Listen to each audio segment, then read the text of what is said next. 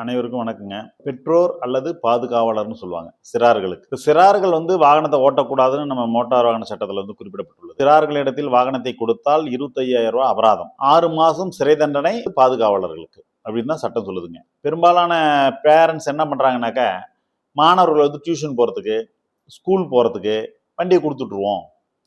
அப்போ நமக்கு பேர்டன் குறைஞ்சிருது, நாம கொண்டு போய் இவங்களை ட்ராப் பண்ண வேண்டியதில்லை, திருப்பியும் பிக்கப் பண்ண வேண்டியதில்லை அப்படின்னு சொல்லிட்டு நினைக்கிறாங்க. ஏன் சிறார் வண்டி ஓட்டக்கூடாதுன்னு நம்ம சொல்றோம்னாக்க, இளம் கன்று பயமறியாது. இவர்கள் வாகனத்தை ஓட்டும் பொழுது வாகனத்தினுடைய கட்டுப்பாடுகள் எவ்வளவு தூரத்துக்கு இருக்குன்றத கூட அனலைஸ் பண்ணக்கூடிய கேப்பபிலிட்டி இல்லை. அப்ப என்ன ஆகும், அவங்க பார்த்தீங்கன்னா ரொம்ப வேகமா போயிடுவாங்க. திடீர்னு ஒரு டேர்னிங் வருதுன்னா அந்த இடத்துல பிரேக் பிடிக்கும் பொழுது அவங்களுக்கு கண்ட்ரோல் இருக்காது. அப்ப ராங் சைடில் போய் இடிச்சிடுறாங்க.